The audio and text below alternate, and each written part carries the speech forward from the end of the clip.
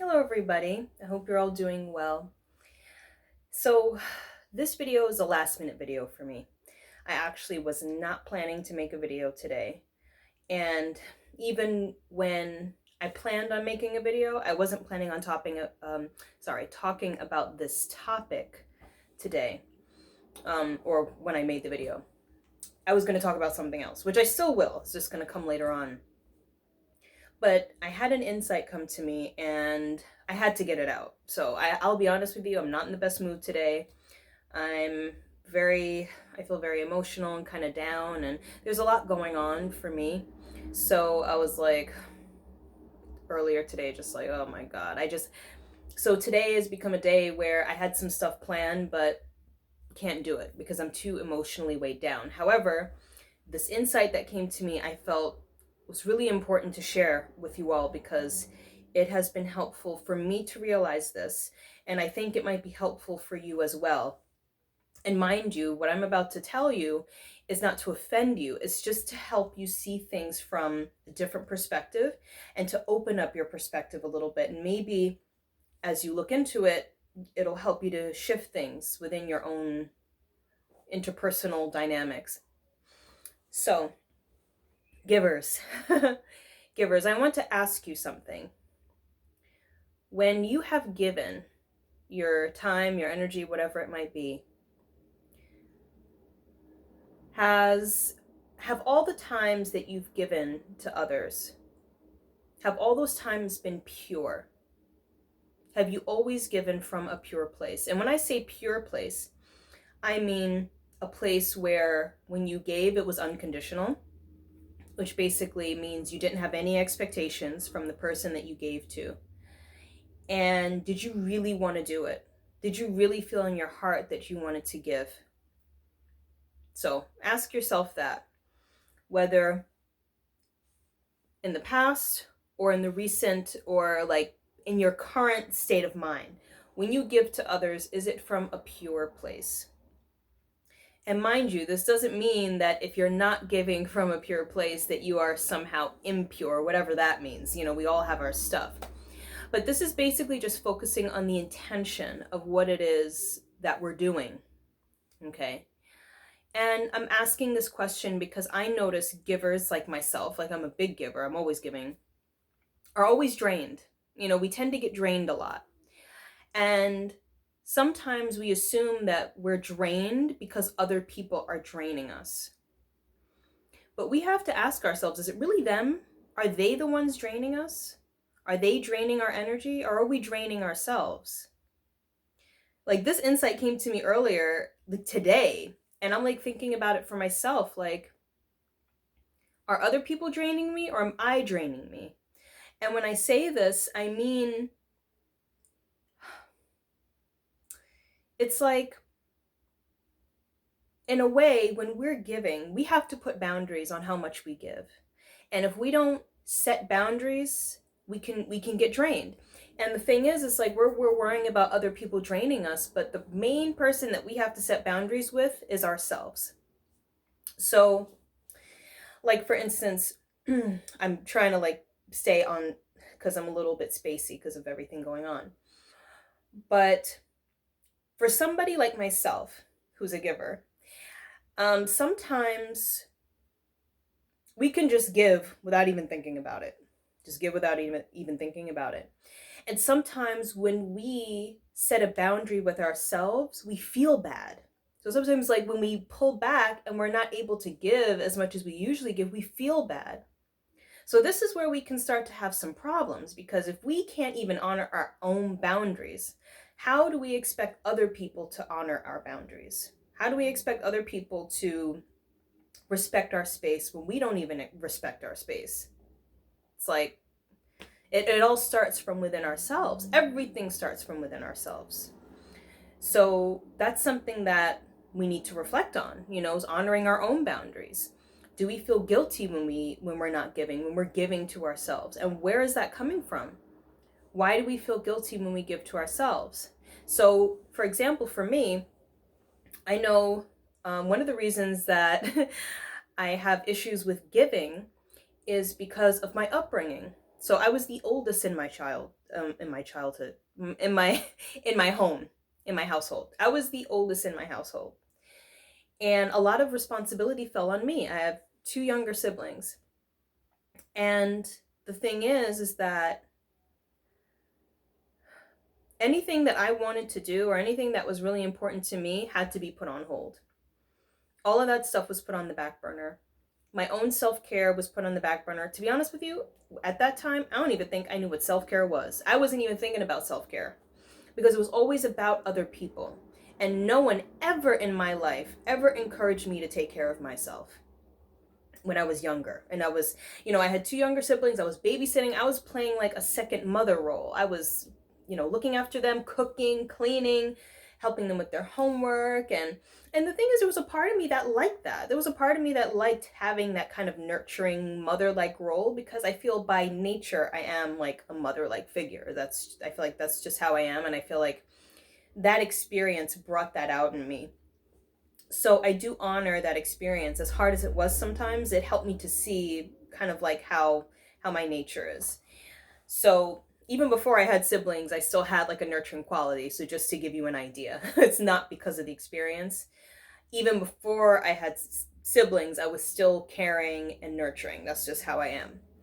So, when I was younger, anything that I wanted to do was put on the back burner. So I was not, being the oldest, it was always about other people.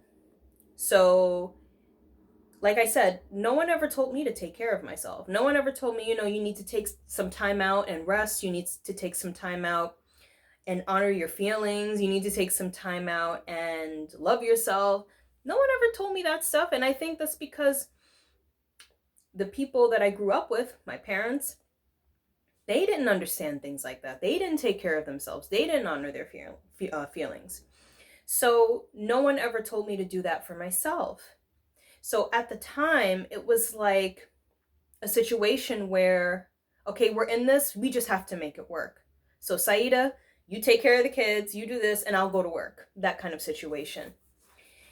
And there were times where it was very hurtful for me. And there were times where I wanted to do stuff and I couldn't because I was busy playing a mother-like role. But at that time, my opinion was not honored. Like, no one cared about how I felt. No one cared. And if I tried to express it, let me tell you, expressing my feelings was not a thing. I'll tell you right now. And if I ever attempted to express how I felt, my disagreement, difference of opinion, it was not honored, it was shot down, or my mouth was shut. And I don't mean I shut my mouth, somebody else shut my mouth. I'm just giving you an idea.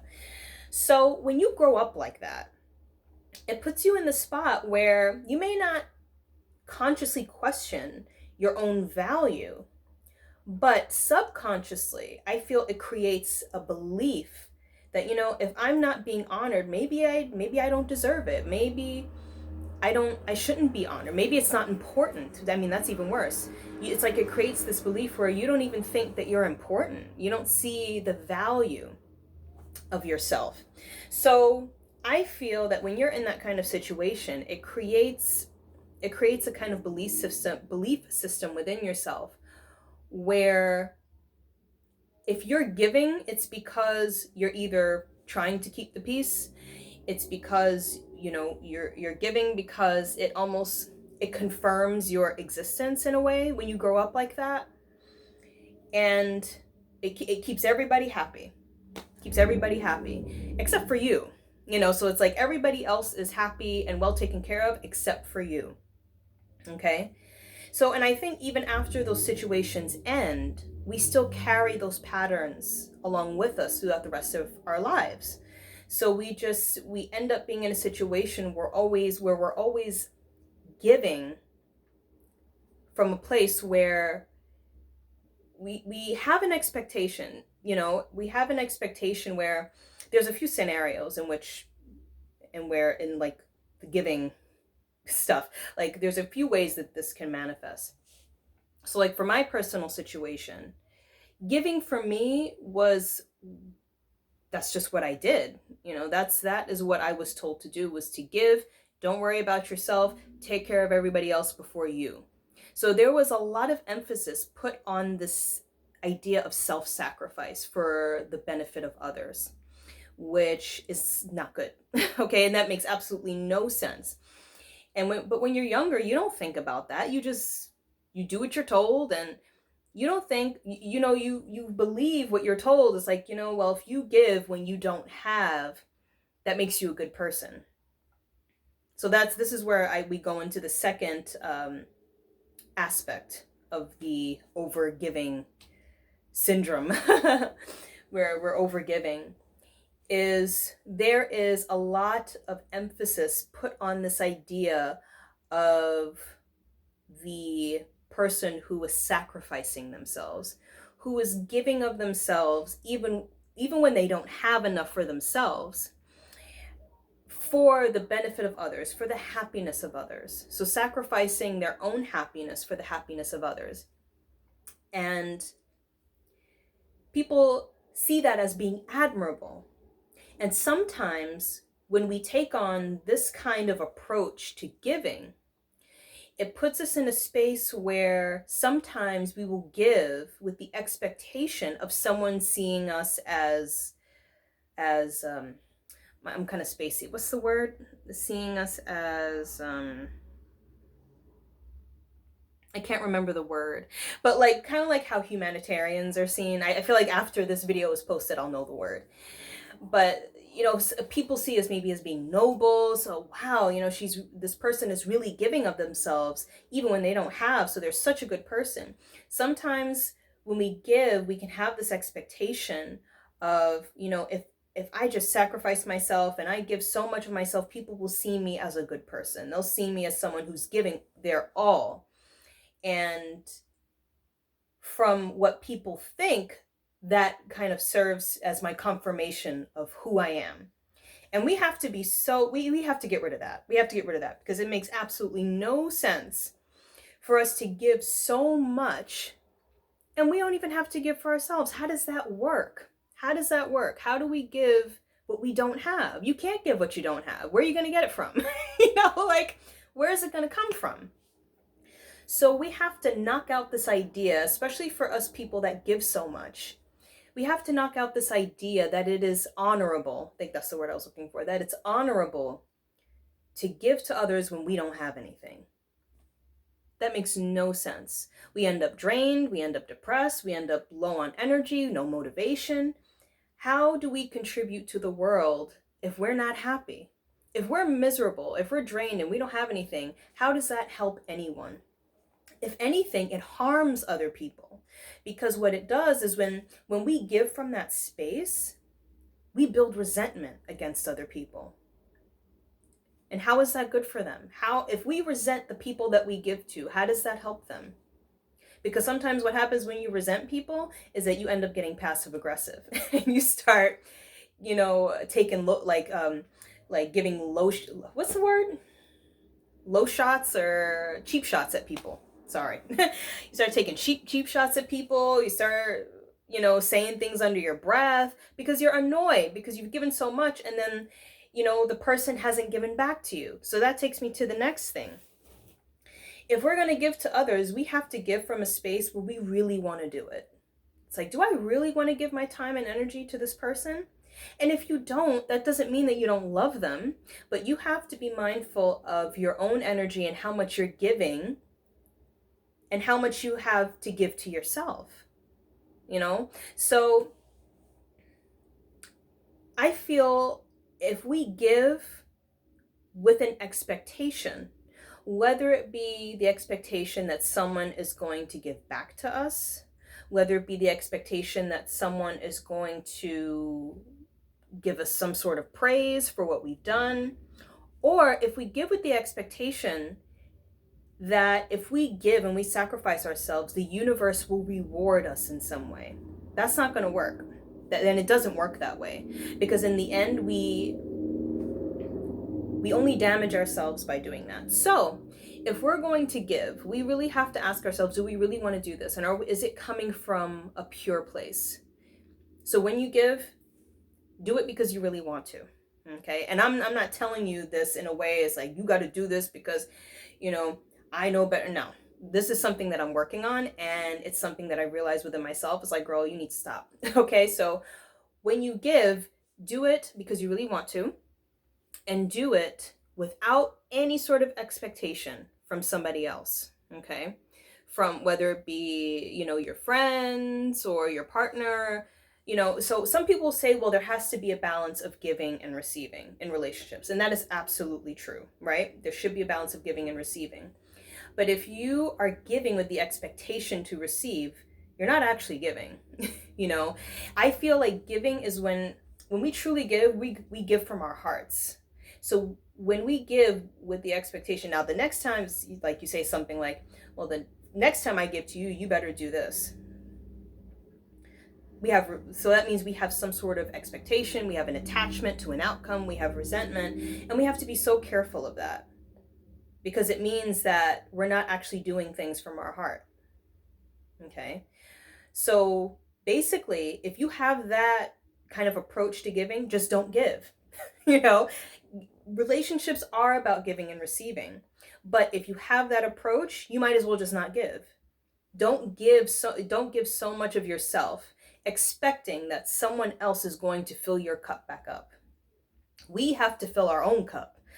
So if somebody is an avid taker, if somebody is on the opposite end and they're just taking, you think they really care? Like, I feel like a lot of the people that, I'm just waiting for this person. Okay, that was quick. Good.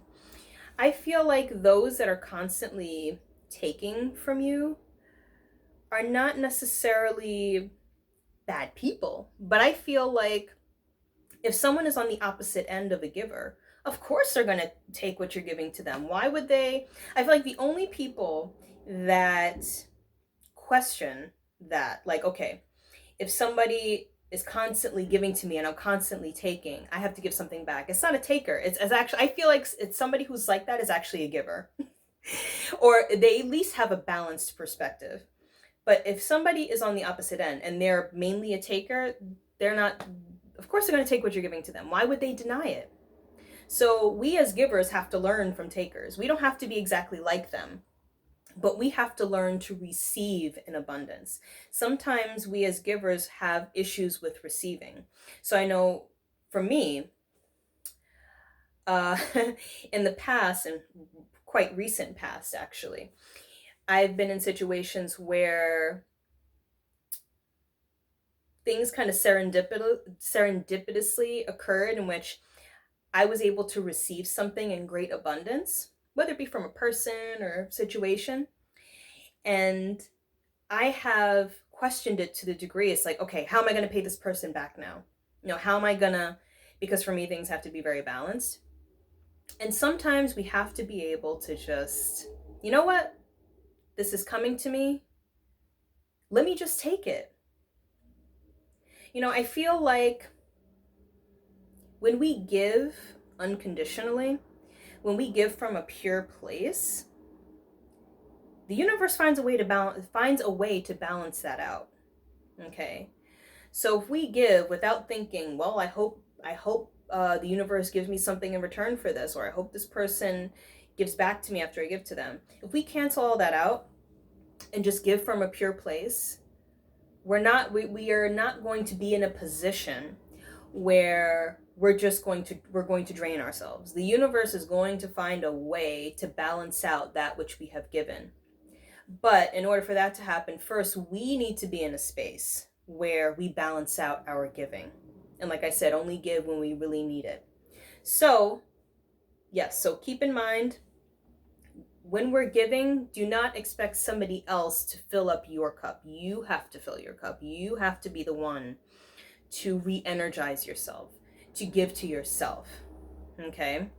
So I feel those points are really important. And this isn't to say that you're exactly like this, but I feel like when it comes to our journey in self-awareness and healing, it's important for us to start reflecting on our approach to things, especially when we see that something is off and something is not working.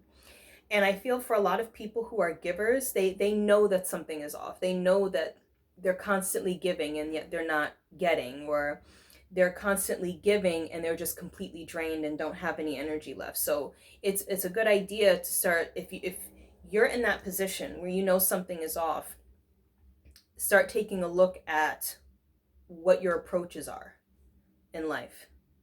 Okay. So yeah, that's pretty much what I wanted to say. Now, if there's anything that you feel needs clarification, you can leave a comment, because I know sometimes with topics like this, people can get a little bit confused with what I'm saying.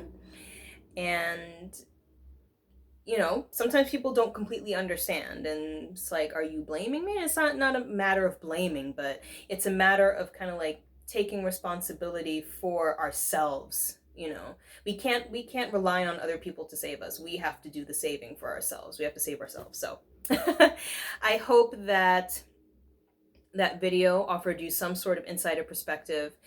I will be back with another video soon, and the next time I'm going to be wearing a microphone. I meant to actually wear it this time, like for my next video, but I totally forgot because, like I said, I'm going through a lot, and this was very last minute. As you can see, there's no jewelry, there's no nothing, just a shirt and the bottom. So I hope this video gave you some insight. I send you so much love and gratitude, and I'll see you around soon. Take care.